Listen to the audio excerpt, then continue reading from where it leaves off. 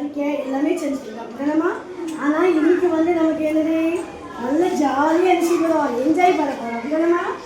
சரிம்மா. அம்மா நீங்கள் அம்மா வீட்டு வரும்போது என்ன செய்யுங்க, எழுதவோ படிக்கவோ உங்களுக்கு என்ன செய்யாது தெரியாது அப்படிதானே.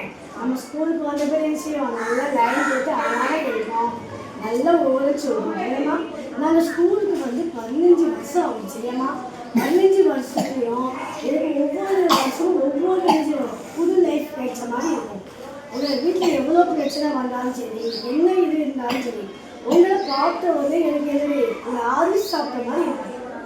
ஆனால் நான் என்னை பார்த்து உங்களுக்கு எப்படி இருக்கும், கொஞ்சம் கோபமாக இருக்குங்க, மேம் இருக்காங்க வைக்காங்க. ஆனால் நீங்கள் எழுச்சிங்க அதெல்லாம் எல்லாமே நல்லா சூப்பராக எழுதிங்க அப்படின்னா. இதே மாதிரி நீங்கள் எப்போ என்ன செய்யணும், நல்லா எந்த ஸ்டாண்டர்டுக்கு போனாலும் சரி நல்ல லைனை டச் பண்ணி அழகாக நல்லா உருத்தி எடுக்கணும் சரியா. அதுமாதிரி மேம் என்ன சொன்னாலும் நல்லா செய்யணும், காது கொடுத்து கேட்கணுங்க. கேட்ட பிறகு தான் நீங்கள் பின்னால் என்ன செய்யணும், ஃபாலோ பண்ணணும் ஓகேவாம்மா. அதே மாதிரி நம்ம ஸ்கூலில் வந்து நிறைய கேம்ஸ்லாம் இருக்குதுன்னு, நிறைய விளையாட்டுக்கெல்லாம் கொஞ்சம் அந்த கேம்ஸில் நம்ம என்ன செஞ்சோம், வின் பண்ணி ப்ரைஸ்லாம் வேணும் அப்படின்னா.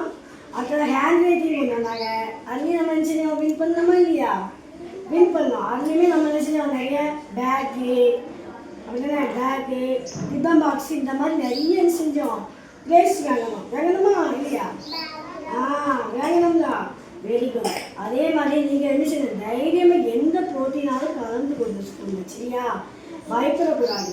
அது மாதிரி நல்ல தைரியமாக பேசணும் சரியாம்மா.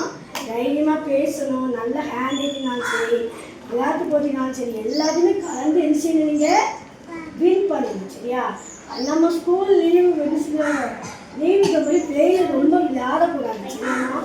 வேலை விளையாண்டா என்ன செய்யும், உங்களுக்கு இந்த வேனை கட்டி வேர்க்குறி இந்த மாதிரி என்ன செய்யும், ஸ்கின்னை பாதிக்கும் இல்லைண்ணே.